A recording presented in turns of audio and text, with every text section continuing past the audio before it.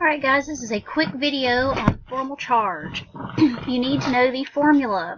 To determine formal charge, we take the difference between the valence electrons that an atom has and the assigned electrons it has in the structure. And assigned electrons would be each unshared electron and half of any shared electrons that it shares in a bond.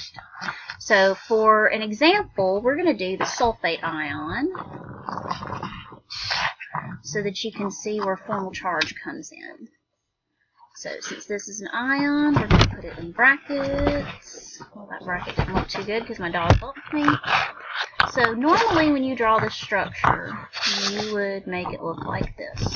You have your sulfur in the center because it's least electronegative, and then you would single bond all the oxygens and distribute the extra electrons that you haven't used yet to fill up the octets of the oxygen atoms, and then charge on the outside. Yay!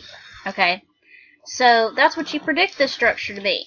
However, let's check the formal charge. Okay, so we're going to do, each oxygen is the same, so I'm just going to do oxygen once, and then sulfur. Alright, so valence electrons, oxygen and sulfur both have 6 because of their group number. They're in group 16. So then we are going to subtract the assigned electrons. So for each oxygen, it's got 1, 2, 3, 4, 5, 6, and then half of this pair, so it has 7.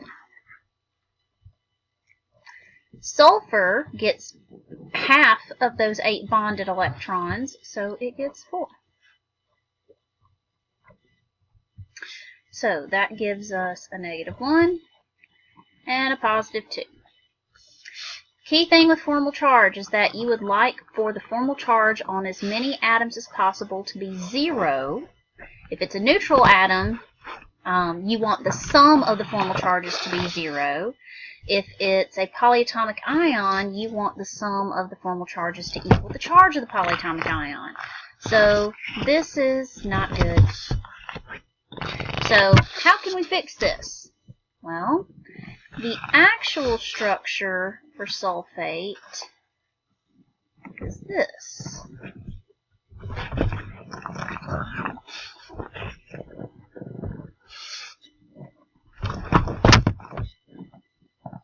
Put some dots on this. I don't know if you guys can hear my dog playing with his toy in the background, but if you hear snuffling and ruffling, that's him. Okay, so here's what the actual structure of sulfate ion is.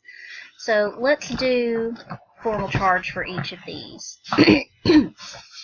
So these 2 double bonded oxygens are identical. They have 1, 2, 3, 4, 5, 6. And oop, didn't make that small again. So 6 minus 6 is 0. And then your other oxygens, 2, 4, 6, 7. So they have 6 minus 7 equals -1. This one is 6 minus 7 equals -1. And the sulfur itself has 1, 2, 3, 4, 5, 6. 6 minus 6 equals 0.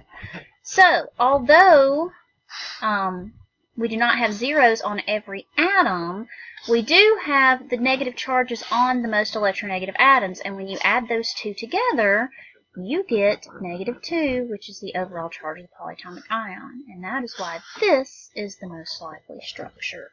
So if you are asked to use formal charge to determine the most likely structure, you're looking for the one that has the most zeros on the atoms. If it has negative charges, the negative charges should be on the most electronegative element.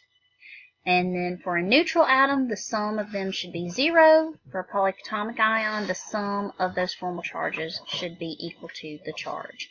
And your justification is simply by stating this structure has the most atoms that are 0, therefore it's the most likely structure in nature.